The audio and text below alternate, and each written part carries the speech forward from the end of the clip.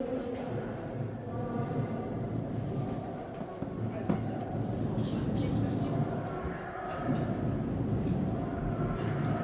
Zizou, congratulations for the win. And I wanted to ask you, since a couple of weeks ago you lost against Flavio in US Open, how did you approach differently the game to beat him this night? I think for the game plan, I approached it the same way. I thought it was working. At the US Open, I was serving for the third set to lead 2-1, and there happened a little bit the same as when I could serve for the match today. Somewhere I wasn't serving my best. He was aggressive, doing the right things, and after that break, I think here I lost a little bit my structure in my game, especially in that tie break. But this time, I think the biggest difference is that I stayed calm. I stayed positive. I was ready to battle from the first point in the third set, even though he started really well in that third set. While at the US Open, I cracked a little bit for, even though it's 2 games, going to that fourth set, 2 games where he straight away breaks me, and it's hard to come back in that match. But here, that's learning from the past. That's want to do better. That's what happened today.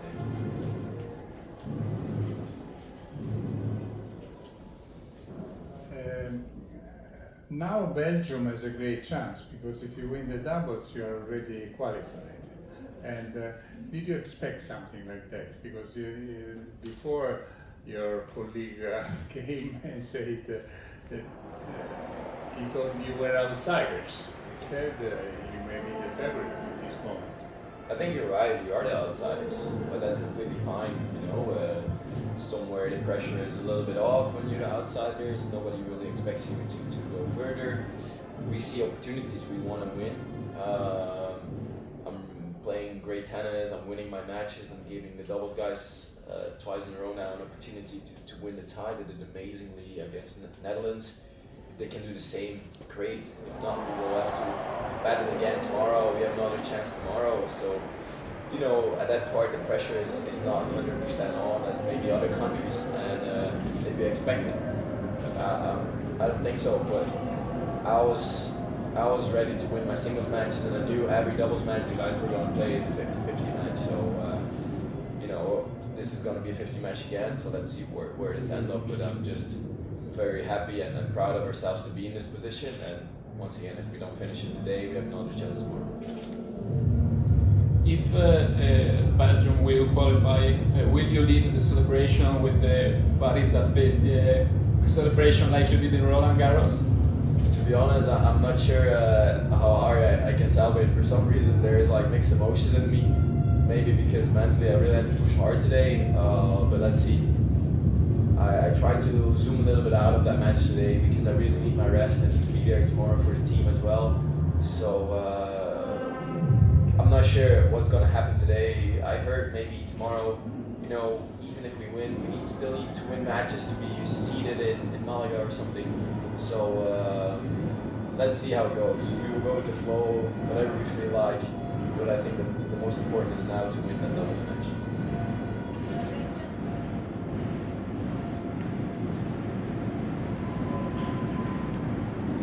You were a teenager at the time, but Belgium reached 2 Davis Cup finals not so many years ago. I would like to know if you had some memories about that to share with us. For example, if you go to see it live, especially in Genk, I think 9 years ago, or even in Lille, or you already knew the best Belgian players like David or obviously the Shark. Yeah, at the time in the first one with Ghent as the previous, I got one time the chance to play with them, and it was probably the best day of my young tennis life, that I got to hit with all the players from the Davis Cup. Just in general, they played a lot of ties in Belgium, so we could go often out. I would go even if it was in Germany or whatever. Whenever there was a chance, I would go. I saw the finals in Ghent. 2 days I was there. In Lille I couldn't go, but at the time I was working with the captain, Johan van Eyck. So it's always been close to me, and just in general, the law for Davis Cup. I always said it, even though I was a junior, this is something I really want. I prefer to shine in Davis Cup than to win a Master Thousands in China or something. It's just a little bit in our nature to play for a country and to live all these moments together. Last question, please. Something about your history, if you like, once more explain why you are called Zizou, and you help Burundi. It's unusual. Grazie. At that part, I've been named to Zinedine Zidane. Yeah, I don't know, but my mom was pregnant and for some reason she really thought I was going to be a girl, and she never did any scans of it, so she had a name for me, which was going to be Amelia, or Amelie.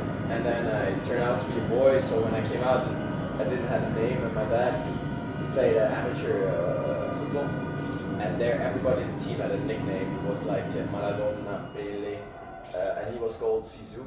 And then for some reason he wanted to call me Zizou, and yeah, it's not that easy when you're at school, when you're young and you're called Zizou, because nobody's called Zizou. And at times they would laugh at it, but now I'm really happy actually that I have that name, because it's quite special. And if you go in France or whatever, they're always a little bit extra nice to you just because of that name. They're like, oh, Zidane, and you know, not many of my generation really know where it comes from, but the elder generation of the age of my dad and stuff, everybody knows who Zizou is, so that's quite fun. And about the Burundi part, when I was 15 years old, I started playing ITF tournaments 3 weeks in a row in Burundi, and we had an amazing time. We got to learn some Belgians also who lived there.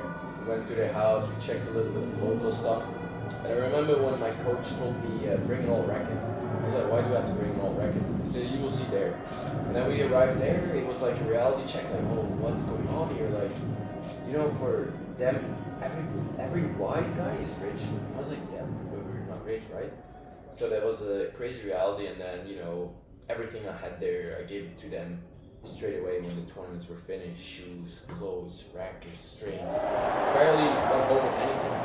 And then because I got to meet some Belgians there, somebody came in myself like, hey, I get some really clothes every year, why not donate everything to them? And then we managed this with Brussels Airlines and with the local guys there, and also with Yonex now, that everything I have I can give to them, and they have like a system where they have to play tournaments and can get some stuff. They don't necessarily have to win, but they have to play to get some stuff, and it's pretty heartwarming because you get messages, photos of the distribution of all the clothes and the rackets.